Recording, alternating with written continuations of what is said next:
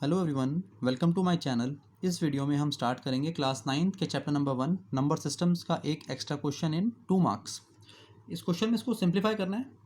81/16 raise to the power -3/4 into 25/9 raise to the power -3/2 divided by 5/2 raise to the power -3।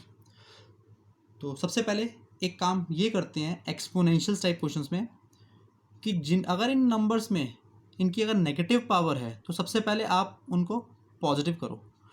इनमें तीनों ही जो fractions की power है वो नेगेटिव है। सबसे पहले हमें क्या करना है, इनको पॉजिटिव बनाना है। तो पॉजिटिव बनाने के लिए फ्रैक्शन का या नंबर जो भी है उनका रेसिप्रोकल किया जाता है, ये आप सभी को अच्छे से पता है।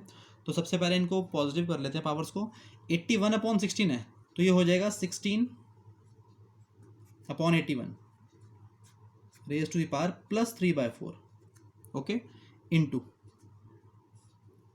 25/9 है, ये हो जाएगा 9/25 raise to the power +3/2 divided by 5/2 है तो ये हो जाएगा 2/5 raise to the power 3 okay.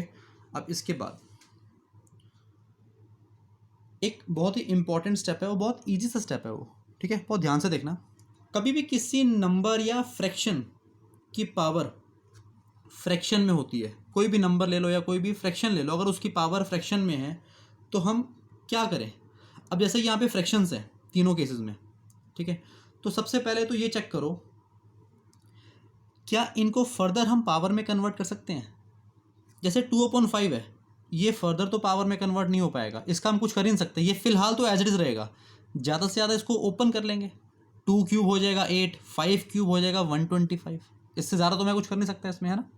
But इसमें और इसमें इनको फर्दर हम पावर में कन्वर्ट कर सकते हैं। अब वो कैसे करेंगे उसके लिए एक छोटा सा है कॉन्सेप्ट। बात आती है यहाँ से 16 को हम पावर में कैसे कन्वर्ट करें। बहुत से बच्चे बोलेंगे सर 16 का मतलब होता है 4 स्क्वायर, तो यहाँ पर आप 4 स्क्वायर लिख दो। एक बात है, 16 का मतलब 2 की पावर 4 भी तो होता है ना। अब मैं इन दोनों में से कौन सा लिखूँ यहाँ पे। इसी तरह से 81 का मतलब होता है 9 स्क्वायर, यानी कुछ बच्चे बोलेंगे कि 81 की जगह पे सर आप 9 स्क्वायर लिख दो, कुछ बच्चे बोलेंगे 3 की पावर 4 लिख दो। अब मैं कौन सा लिखूँ, ये मुझे कैसे पता लगेगा। ये एक छोटा सा कॉन्सेप्ट है जो आपको मैं बताने वाला हूँ, बहुत ध्यान से देखना। कोई भी नंबर हो, कोई भी फ्रैक्शन हो, उसकी जो अगर पावर फ्रैक्शन में आ रही है उसके डिनोमिनेटर पे फोकस करो। डिनोमिनेटर में क्या है 4। तो अब बताओ इन दोनों में किसकी पावर 4 है। आप कहोगे सर ये वाली।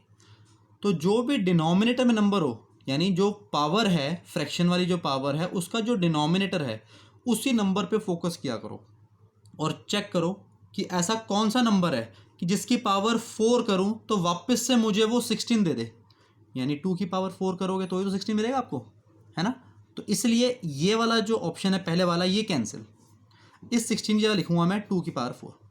अब बात आती है 81 की। 81 के लिए भी सेम 4 यूज़ करना पड़ेगा। अब इन दोनों में से कौन सा लूँ मैं, इन दोनों में से मैं ये वाला लूँगा, ये वाला कैंसिल, क्योंकि इसकी पावर भी 4 है। अब बच्चे सोचोगे आप कि ऐसा क्यों किया आपने कि जो डिनोमिनेटर में नंबर हो उसी फॉर्म में जो है आपने नंबर लेना है, क्योंकि बेटा कटिंग मिलेगी यहाँ पे हमें, पावर से पावर कट हो जाएगी। देखना कैसे, अभी 16 की जगह मैं लिख रहा हूँ 2 की पावर 4, ठीक है, अपॉन 81 की जगह लिख रहा हूँ 3 की पावर 4 और ये होल पावर है 3/4, ठीक है, इनटू। अब इसको नेक्स्ट स्टेप में मैं कट करके बताऊंगा कैसे करना है। अब सेम कॉन्सेप्ट यहाँ पे लगेगा। 9 और 25 को सिर्फ हम एक नंबर में ही कन्वर्ट कर सकते हैं पावर की फॉर्म में। 9 को हम लिख सकते हैं 3 स्क्वायर, और कोई ऑप्शन नहीं है। यहाँ पे तो 2 ऑप्शन थे हमारे पास, है ना, बट यहाँ पे एक ही ऑप्शन है। 25 को भी हम सिर्फ एक ही तरीके से लिख सकते हैं 5 स्क्वायर, ओके, अगर पावर में कन्वर्ट करना है तो। और इनकी होल पावर हो जाएगी 3/2 डिवाइडेड बाय 2/5 की होल पावर 3। आई थिंक यहाँ तक का क्वेश्चन आपको समझ आ गया होगा, ठीक है, किस तरह से हमने पावर में कन्वर्ट किया और कैसे कैसे कन्वर्ट किया, आपको मैंने पूरा एक्सप्लेन किया यहाँ पे। ठीक है। अब अगला स्टेप क्या होगा देखो, जैसा कि दोनों की पावर सेम सेम है तो इसको हम ऐसे भी तो लिख सकते हैं, 2/3 की whole power 4।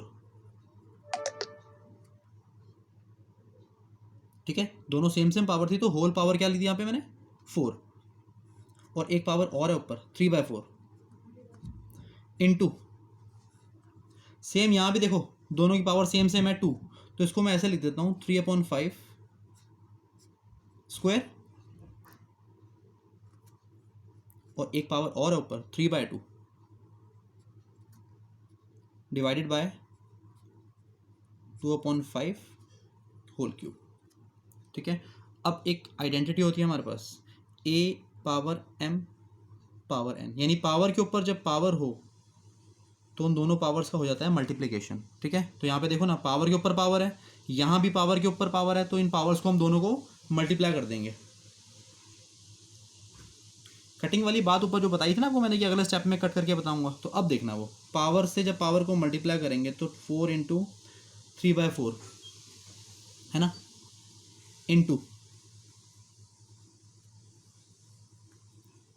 3/5, 2 × 3/2 2 × 3/2 divided by 2/5 whole cube.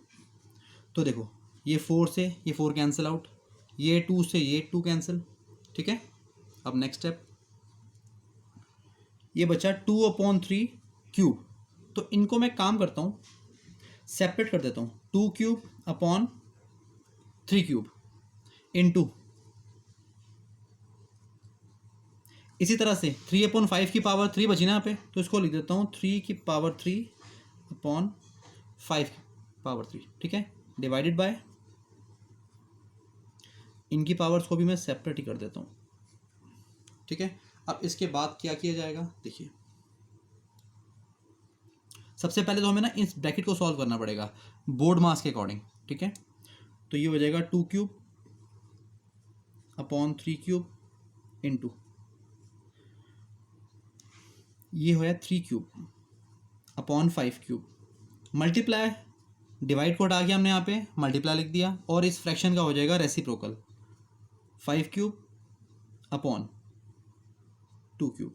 आपको पता है जब डिवाइड है तो उसको अगर आप मल्टीप्लाई करते हो तो रेसिप्रोकल हो जाता है उसकी बाद वाली नंबर या फ्रैक्शन जो भी होती है। देन 5 क्यूब से 5 क्यूब हुआ कैंसिल आउट।